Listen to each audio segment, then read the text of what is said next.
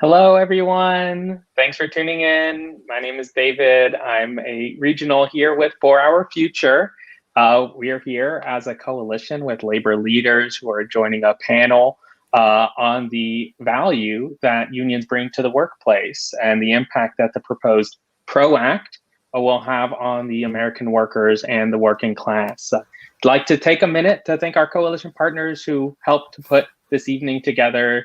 We're here with the Florida Education Association, Central Florida Jobs with Justice, as well as Tara and Brian, who are also workers in the field. So wanted to thank you for joining, and of course start by turning it over to the Florida Education Association. Thanks for joining, Frank. How are you doing? I'm doing all right. Sorry, I'm having a couple of technical difficulties, but I'm happy to be here and be a part of this conversation amongst friends of labor. Awesome. Also, of course, happy to introduce Brian. Brian, how are you doing today? And also, thanks for joining. Good to see you again. Yeah, it's great to see you, David. I'm doing good. For everybody out there, I'm Brian Gibbons. I'm a lawyer and a former union organizer. I used to work with SEIU here in Florida, organizing adjunct professors, as well as 1199 Northwest out in Seattle, organizing healthcare workers. And I'm excited to be here with you. Really excited for your input. Also here, of course, with Jonathan Alengu with the Central Florida Jobs with Justice. Right here in Central Florida, and really excited to hear from you. Thanks for joining. How are you? I'm doing splendid. David. How are you?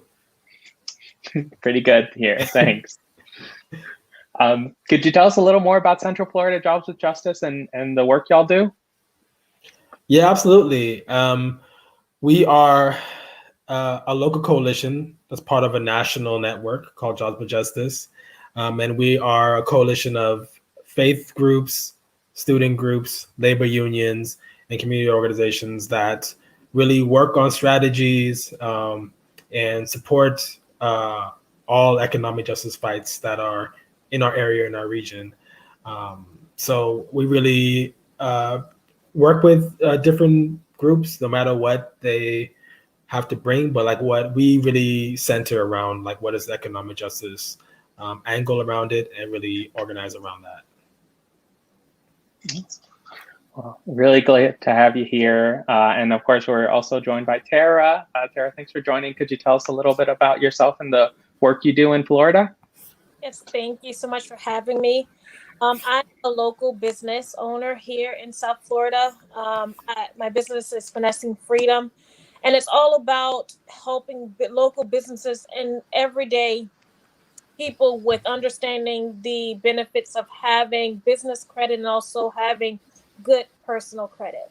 So we work on both sides, from the everyday consumer as with financial literacy, all the way over to businesses, with them building their business and having access to funding. Well, so glad to have you. And of course, last but not least is Juan, who's here with the South Florida FOF team. How are you doing? Thanks for joining me. Hello, everybody. Good to see you guys. See you all. You all look great. My name is Juan Moore. I'm the regional director of South Florida. That's Miami, Broward, and Palm Beach. I am so glad to have everybody here. I hope it is informative. I encourage all the viewers that are live and the ones that come afterwards to ask as many questions as you want to. Join the Facebook team that we each have. We'll leave the Facebook groups in the chat after the show, and I hope you enjoy it. Thank you for having me, as always. Well, I'll put this up here to kind of show who we are and a little more, of course, about what we do here with the Florida Education Association, 4Our Future, and Central Florida Jobs with Justice. Here, of course, on a panel on the ProAct, and of course, at a larger section talking about labor unions and the impact that they have in uplifting working families, not just in Florida, across the entire country. And this is federal legislation that would really impact all 50 states, and especially of course, us here in Florida. So this is just a little brief thing, was that this has passed the House. right? And so this is on its way and is currently in the Senate. It did pass in March 11th. And so that does bring us to, like, right off the bat, something we would like to say is that it is up to the senators right now. And so we have here the importance of communicating what we want and what we hope to see out of the two senators that we have. And you can check out the comments for this video if you want to see, and send a quick petition to Marco Rubio and Rick Scott, urging them to say that Florida needs jobs and we need good paying jobs. And those good paying jobs very much come from union supported workplaces. So with all of that, I did want to go ahead and put us into a panel view for our discussion. So I'll go ahead and stop sharing my screen so we can hear from everyone here as to the involvement that we have each had in workplace organizing and the impact that we have seen on working people before and after. I thought I'd start with Brian and just sort of ask, like, could you tell us a little bit about your experience working in labor organizing, especially when you mentioned that you had been with SEIU? Yeah, it was incredibly inspiring. I had the real awesome opportunity. I got thrown right into the fire. I got hired, and in my second week, I was sent out to Orlando for the union election at Seminole State College. So my first month of organizing was a union election, which was a very intense way to get introduced to the field. And then from there, we had 2 more elections in my 8 months with them at Miami-Dade College, as well as Lake Sumter College, and just getting to meet worker leaders from all across the state, and organizing in areas that people wouldn't really believe unions would thrive and prosper in Florida. And yet knocking on the doors and talking to workers would get a very different story. And so that was really inspiring. And then I also had the awesome opportunity out at 1109 Northwest. I was there when bargaining broke down at a Swedish hospital. And so right as I joined on staff, they were starting to do picket votes at at a hospital with 8,000 workers. It was one of the largest healthcare strikes in Washington in decades, I believe. And I got to see what it looks like from the inside view as workers organize at the highest stakes possible, going into a strike at an 8,000 worker unit. And it's so tremendously inspiring. And it's been so wonderful to see the power of collective action and the real victories that it can win for people in the workplaces and in their communities. Man, I tell you what, it sounds like you've done a lot of hard work here.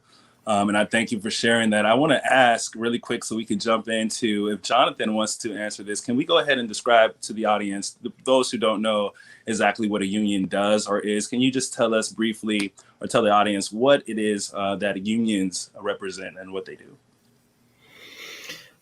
Yeah. I'll try my best. Maybe Brian can answer it better than me too, or add, or Frank, either one. But I can explain. The importance of a union and why unions exist is, oftentimes, managers, owners, who you name it, they set the tone over what happens in the workplace, like how many hours you work, what you do, how much money you make, and a list that goes on about working conditions. And being part of a union, at least from my vantage point, is that you actually have say in how you spend your time and what you're properly compensated for. Because, the ethos of a business, at least in the context of United States, is that, or from a management perspective, is that they want to make the most amount of money and cut as much labor costs as possible, to the detriment of you. So you're working, you are making the value, you're creating value, but you're producing more and more and more and not being compensated for it. So I think the purpose of it is, one, to be able to negotiate and collectively agree to what you're doing, how much you're getting paid, and how long you're working, as well as other conditions that happen in the workplace, so that you're working in safe conditions, again, being fairly compensated, and it's something that is in paper, in writing, so people cannot force you to do what's outside of what you've agreed to as well. So I think hopefully that's a good explanation, as concise as I possibly can get. But obviously, everybody else can chip in. Yeah, for sure. If anybody wants to jump in, you can. If you guys, I didn't know, Frank, if you had any input that you wanted to put in as well. Yeah, I was just gonna say everything that Jonathan said, and then just kind of add to that. More than anything, it just gives you a voice in the workplace, right? Like I know a lot of people when they start somewhere, like you're new, you may not feel comfortable talking to your manager, things of that such. And like I know in my role at FEA or previous role, that was kind of a big thing. Just being able to have somebody to represent you, somebody that you know has your back kind of when things get tough, because that's not a comfortable situation, right? Talking to your manager. So I would say that as well, just having that voice and that support. Awesome. So now I got Jonathan with me. I got Frank representing me. We joined a union. I'm at my company. We find something that we don't like, and we decide to go as a collective group and boycott. Nowadays, we are seeing a lot of people who, after the fact, who get laid off or get reprimanded for letting or trying their voices to let their voices get heard. And that brings us into the ProAct. And so I don't know who wants to jump in first and kind of jump into what the ProAct legislation does protect for unions, what it does empower unions to do. If anybody wants to jump in, feel free to do so. Yeah, I'll start it off. And so it's a massive change in labor power and the division of power between management and workers. It'd be the biggest overhaul we've seen of labor rights and labor organizing since Taft-Hartley was passed. And so this has been an area of law that's been completely neglected for a crazy long time. And the bill would do so many tremendous things to help workers as they're organizing and also after they've organized and won their union elections. Some of the biggest things that I popped out to me when I was examining the law for the first time are things like if management interferes with a fair election, that the NLRB could require management to then bargain with that union as long as they had a majority of card support before the union election. That would be huge. I mean, that would mean that the workers at Bessemer, Alabama would have a union right now. It means that workers all across Florida, adjunct professors would win unions because of how horrible management has been acting in their union elections. And then also, it's often so difficult to reach agreement on a first contract, and this would provide real teeth for the union to seek arbitration and mediation to help settle those impasses in bargaining that right now are currently being exploited by management. You can look at St. Petersburg College right now. Its adjuncts are trying to negotiate with them. It's been a process been going on for years, and they just continue to delay. They continue to just try to push it back because they know in 4 or 5 years they will just have mostly outlasted the union effort. So the ProAct will help change that. And then the biggest thing that relates to my personal experience was the removal of the right to work laws. So right to work laws, for people who aren't familiar with them, are where a worker can opt out of paying dues to the union, but still benefit from the union contract and benefit from all the benefits of that union contract. And so when I was out in Seattle, this was a constant fight. This was a monthly battle that we were having with management. That was a real war of attrition, where they're trying to do every single little shady thing they can do to try to reduce the percentage of new employees who are signing on to the union. So the monthly NEO, new employee orientation, became a battleground between our union and management. And this law would just completely wipe that out, would prevent all the bad faith actions from management, and would force workers, if they're benefiting from a contract, to pay into and pay dues that will help to win better contracts elsewhere and help to continue to fight for collective power.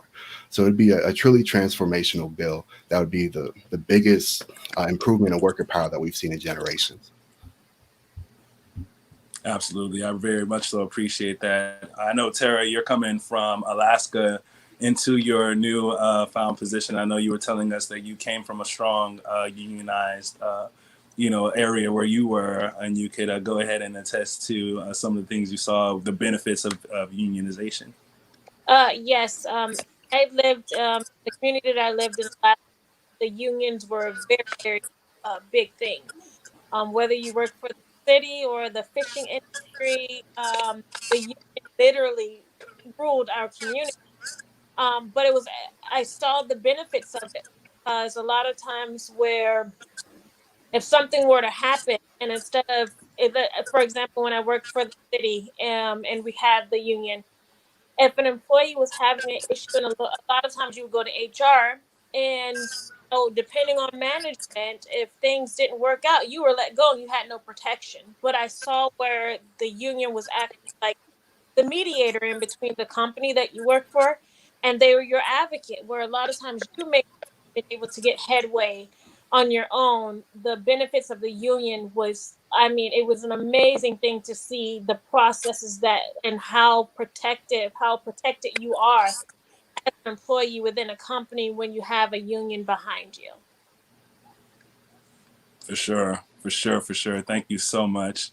Yeah, I mean, we work. Me and David, we're in the field all the time, and we can count the amount of times we come across people, teachers, hardworking people who just need their voices to be heard in the workplace now more than ever, especially because of COVID and all the things that we're going through. We need to make sure that our first responders, our teachers, are protected at every cost. ProAct has a lot of provisions that protect us. We want to jump into a couple of more provisions here. David, I'll pass it to you so we could dive in a little bit deeper here. Sure. Yeah. Well, one thing I did, because at this to this point, we've covered like some really good like positions in terms of the relationship that people have with management, and I think that really important. I think almost anyone that has had like more than 5 years of work experience, and it's varied, you'll people have different stories, and some of it good and some of it not so good and even bad. And so really great to have like the unions as a mediation there. But like I did want to open up the question too in terms of what are some other benefits that unions do in terms of negotiating contracts, and like how has that benefited the workers as well? Are there any examples that anyone has here that they could point to? Yeah, so I can start off with this one, David. I think so. It's more than a contract. I think like people kind of get caught up in that because that's like what you hear about. You hear about strikes, you hear about negotiating contracts, but there's a lot of like as far as elevating professionalism within the workplace that unions do. They usually push for more professional development, kind of like Jonathan alluded to, like the working conditions. Well, like just kind of giving a little history, like you wouldn't have child labor laws without unions, right? You wouldn't have the 40-hour work week. You wouldn't have like there's so many fundamental things within the workplace that unions kind of make happen. Even to be honest, they really push for the essential workers to be viewed as such. I know our union, filed lawsuits against the state, trying to push back when people went back to school. So it kind of really goes back to the whole issue of having a voice in your workplace, all right? Because if not, your manager, your boss, your whatever you want to call them is just going to make the rules, and you just have to play ball. So that's what I would say. Mm-hmm. Yeah, if I could add to that as well, I think a benefit to it. There's many cases here, particularly Florida. We're in the midst of hurricane season, and it. Hopefully we don't get hurricanes here. Hopefully not anywhere, but I think one of the impacts that we've seen is that when we're on the verge of hurricanes or a tropical storm or something like that, in a non-unionized place, folks have no say whether they go in or not. Either you go in or you're not coming back when the hurricane's over. So even if you make the claim like, hey, I need to take care of my family, I got to make sure my things are taken care of so I can actually be able to, I can survive this to come back. When you're not in a unionized place, like you actually can't bargain that or negotiate that at all. At least in this situation, being in a unionized place, you can actually be in the position collectively to determine like, okay, we need to take all this time so we can be ready. We can take care of our families. We can take care of our friends, whatever we need to do, and be back at this time. So I think it shreds the bit of retaliation or the fear of retaliation because some people don't even like bother. It's like we'll come in the day before the hurricane or during the hurricane, whatever. We'll be there working. At least within the benefit of it is like you don't have to be in fear of that. Your job is at stake if you say you want to take care of your family or you want to be safe and make sure your windows are boarded up so like your house doesn't get destroyed and stuff like that too. But that's like an extreme example, but these are some of the things that being a union can support and help with. Oh, please. I'm sure in Miami, we have so many examples of extreme examples in South Florida, period, by all means. So thank you so much. Thank you so much. How do we get there, David? How do we get to see the ProAct come to life? Yeah, well, I think, if I had a crystal ball, I would definitely have a very clear answer to that. But, as we know now, I mean, it did pass the House. I mean, we can give some good deal of credit to that, the fact that it was voted on and it is now in the Senate. And obviously, I think we're looking at it and what lies ahead toward. And on a floor vote, I think we can certainly expect it to come and receive resistance, especially in terms of the fact that we know that the filibuster is still active. And we would like to see, of course, this get included in a omnibus bill that only needs 50% plus one of the votes in the Senate to become what we'll all come to appreciate, right? And to be law. So that's one of the things that we're really urging. There's a variety of omnibus level plans, like the American Jobs Plan, the American Families Plan. There are all sorts of plans out there that would have a really strong impact, and that we know are going to have to come through basically a reconciliation type bill. And so that's why the pressure on the senators to at least have a say on this and to hopefully see it through is going to be really important, and at least making our voices heard here in Florida. And if that isn't something we see progress on, we can make a change in that when the elections come next year. And then, of course, in the meantime, really wanting to speak to the importance of unionizing, and people that are watching can, of course, recognize, this is the fight right now, but it doesn't have to be that hard. And that's something I wanted to ask here too. As it is right now with people unionizing and workplaces that seek to unionize, what are some of the biggest challenges that workers have in coming together? Just open it up to anyone that has a perspective to share.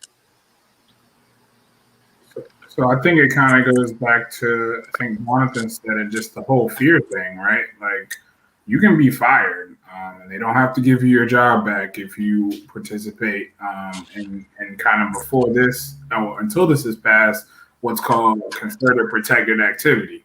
So there's certain things like going to meetings, working a picket line that are protected in this ProAct if it passes. And a lot of union contracts, like, for example, I work for a union, but I'm also a member of a union. So there are certain things that even I take job actions, like, for example, NEA was potentially going to have their employees go on strike. So of course I would stand in solidarity with them, but for most folks, like, that can potentially cost you your job. So I would say that's a big part. And then the other part, kind of like what we saw with the Amazon, is an employer can really just take your work time and tell you that you have to go to meetings that are anti-union. And that's a big thing that hopefully the ProAct is passed that will kind of stop. Amazon is famous for that. Walmart, a lot of your big level employers are very good at that. And they hire very well paid consultants that know kind of the messaging and talking points to get to these employees. And the other piece is management usually starts making movement. Like, even you saw with Amazon, they start to give some things in order to not have to negotiate long term. So those are kind of some reasons why people may not join. Yeah, I totally agree. I've had experiences when I worked at a company and we were looking to unionize, and I've seen people with 20-year tenure go just because of that. So fear is, I think, the number one factor when you're thinking about, okay, and thinking about, okay, I want a better quality and I know this will help, but I also have to worry, I have to think of my family. So is it worth the risk? And if there's no protections that can say, hey, if I am petitioning to join a union or trying to bring a union within a workplace, a lot of people can't, start the fight, but when it gets hot and, it becomes between my livelihood, it falls apart really quickly because of those factors. So between the fear and then people banding together and being able to stick together as one, when the job begins to fight back, then yeah, it's a huge issue from being in the inside of it, experiencing that. Yeah, and in addition to all the things Frank and Tara are mentioning, and fear is really the biggest one I encountered when I was out organizing the adjuncts in Florida.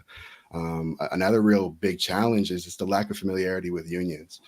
We're down to something like 10% of union membership in America, which means that most people have not been in a union or do not know someone who has been in a union and has gotten really great benefits for it.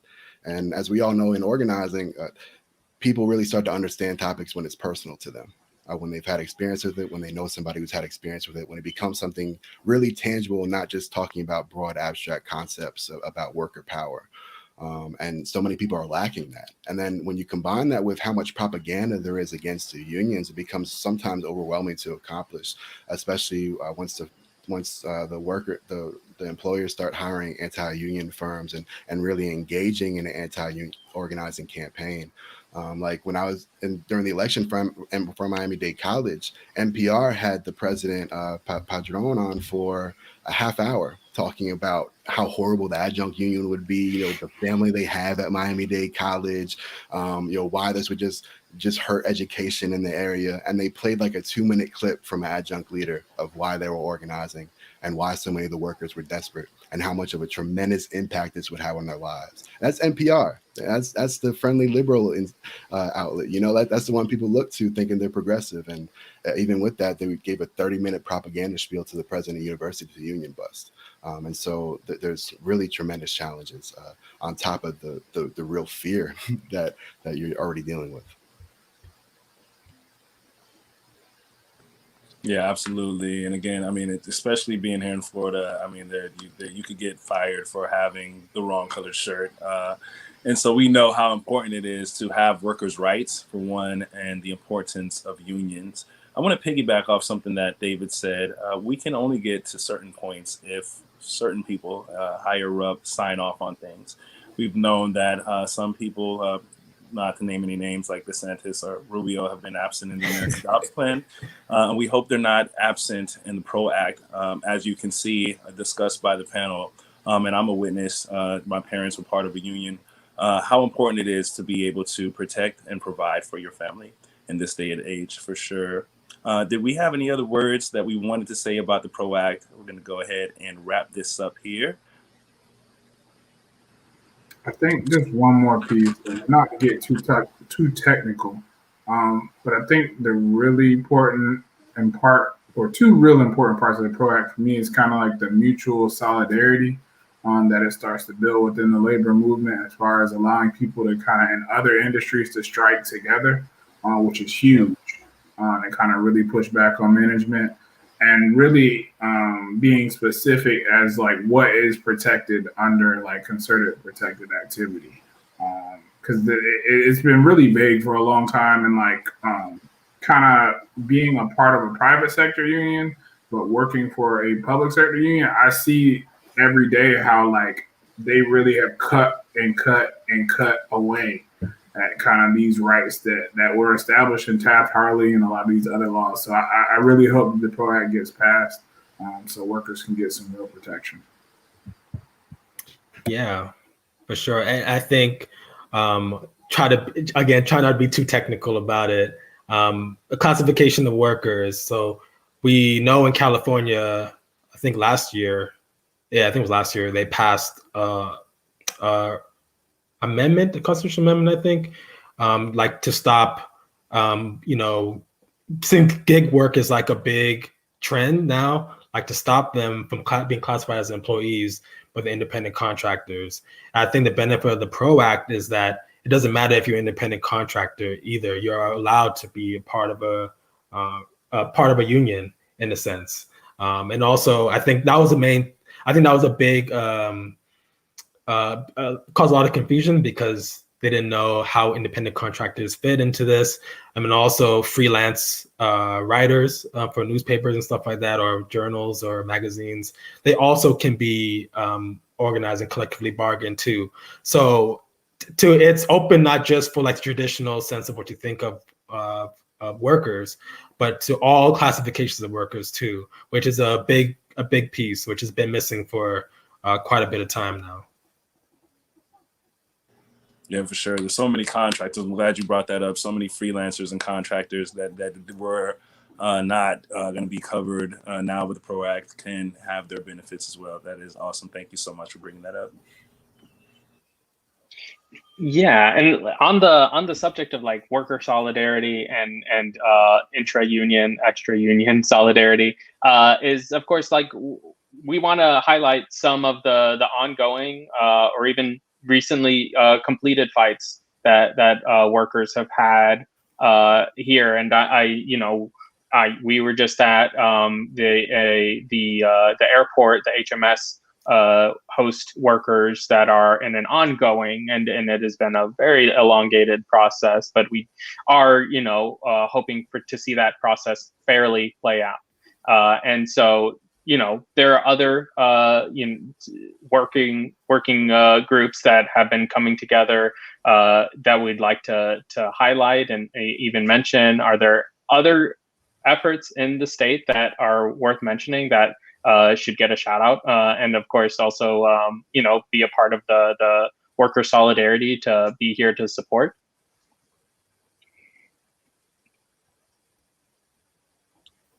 Don't get shy now, guys.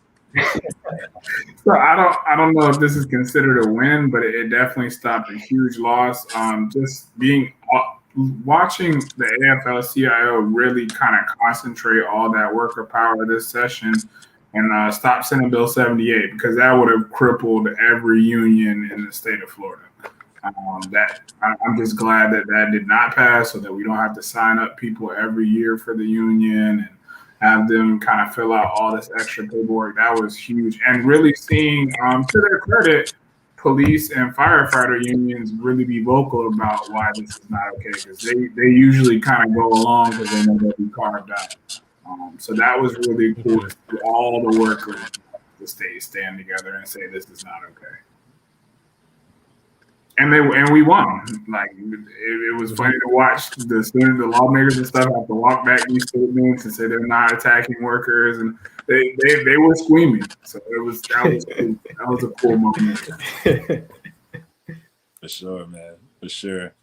Anybody else? Yeah, a recent awesome victory was IBW picking it outside of the Super Bowl, and for their frontier workers who were getting just horrible contract offers from management. They were trying to take away the pension from retirees. It was a truly like horrible, evil contract that they're trying to push through. And the picket was successful. They were able to bargain a much better contract afterwards. So that was a great recent victory in collective labor power, and one of the bigger actions I've seen in the state recently.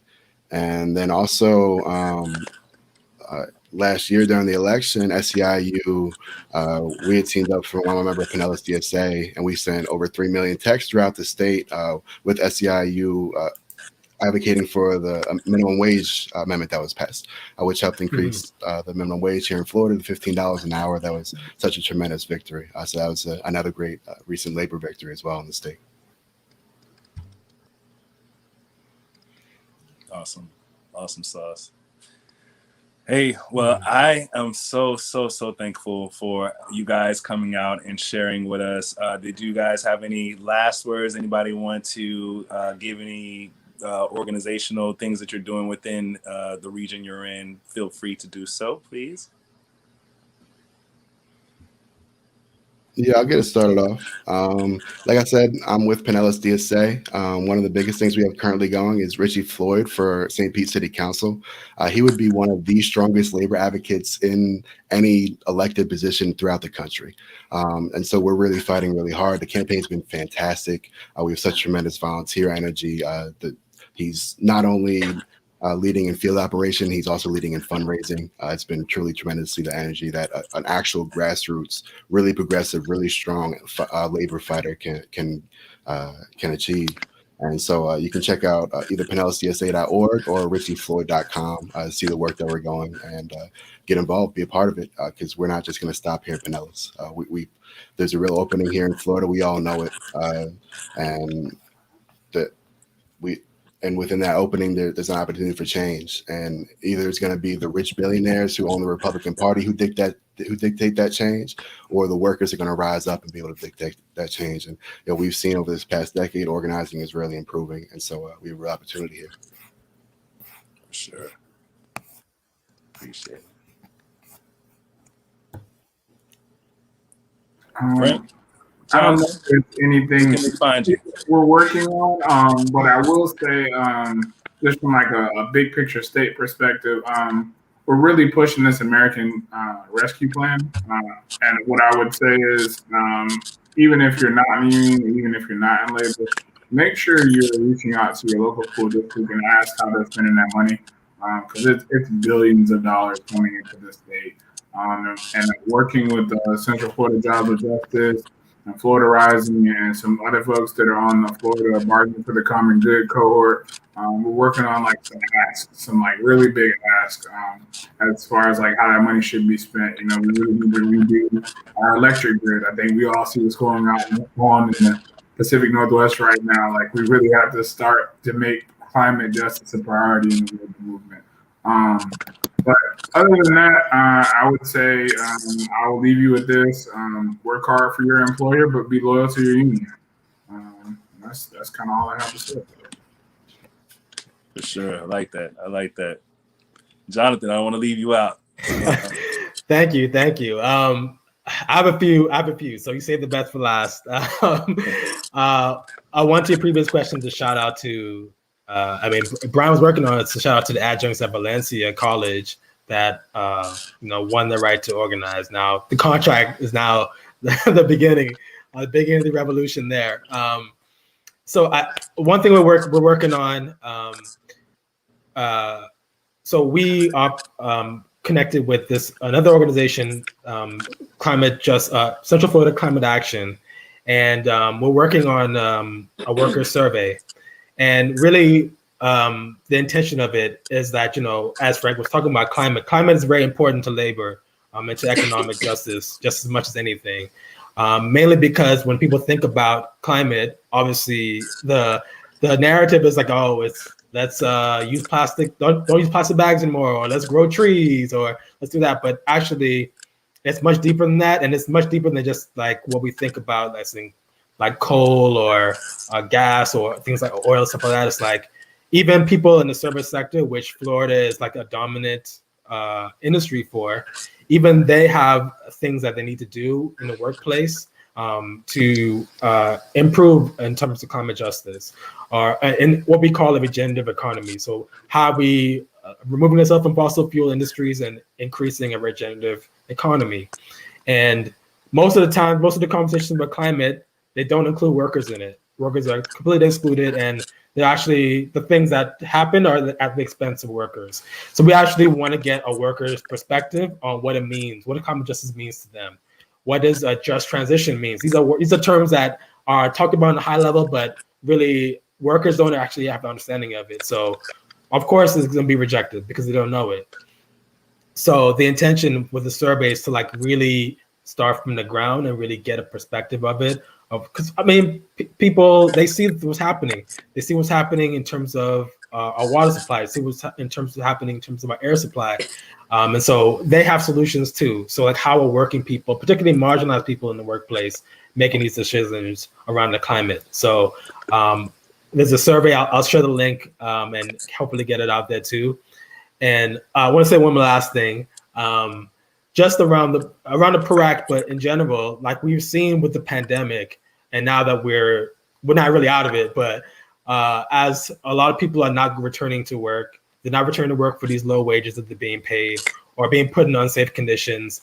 And now actually there are informal negotiations because corporations are now saying, okay, well, we'll give you this, or we'll incentivize with this, or we'll do this. It's like you're actually in a position where you actually are negotiating, but you just don't know it. So this is a really exciting time with the ProAct, and hopefully we'll be able to push our senators to get this passed, because you're actually doing the thing that you've been told like was wrong this whole time, in a different way, not in a formalized way. But I think once people start to see that, the fears will start subsiding, and they're actually going to get the things that they need to improve their working conditions and actually have a say in what happens moving forward. So I would say that to leave at that. I appreciate it. You well said. I could just turn off the lights and end the show with that one. But I did not forget about Tara. I met Tara over the last week. Has been a blessing. Tara, where can we find your business here in South Florida? I am I'm located in downtown Fort Lauderdale. So, or you can look me up online. My email. I'm sorry. My, what do you call it again? I'm completely with my web. There you go. www.finessingfreedomcredit.com. And yeah, you can find me there, and always give me a call if you are a business owner or just one that is really trying to understand the benefits of what credit means and how it can improve just your overall life. Awesome. Appreciate it. And thank you for coming out. David, we have a show next week, I believe, somewhere the 6th, the 13th. We have a couple coming up. Yeah. We'll definitely invite folks to stay tuned in. We'll definitely be having more conversation, especially in just tomorrow will be in the month of July. It'll be certainly one of our next projects is to have talking about the George Floyd Policing Act. That is another panel we'll look forward to bringing together. So stay tuned for that. And of course, we're a grassroots-driven organization, so we'll always be having events both for in-person and virtually. Just yesterday in Central Florida and across the state, we're in efforts to deliver petitions to our two senators, Marco Rubio and Rick Scott. And so those are really what we're doing. And when it comes to creating these petitions, those are our door-to-door efforts. And so both in South Florida and in Central Florida and West Coast, we are going to be West Coast of Florida. We will be doing our day of action on July 17th to go out into our communities, talk to people about the importance of staying engaged. Just because there isn't an election in 2 months doesn't mean that our elected officials shouldn't be hearing from us and well aware of what's important to us, and that we staying organized and engaged with our communities is how we will really impact the state here in the next year. So want to invite everyone to that, and do please stay engaged with all of these orgs, and really look forward to working together on some of our next really great panels. Absolutely. And so usually this is the part where I look into the camera and I appeal deeply to our senators, Mark Rubio and Ron DeSantis, and the other guy, Rick Scott. But I'm going to take time right now and be serious. This past week, there was a tragedy that happened in Miami on Surfside, on Collins, about the 5800 block. Building collapsed and many lives were lost. Many others are still missing. For our future and our partners on the panel, want to show our solidarity and give our prayers to those who were lost. And as I always say, make sure when you're reaching out, reach out with your eyes closed and your heart open. We'll see you guys on the next one. Thank you, guys.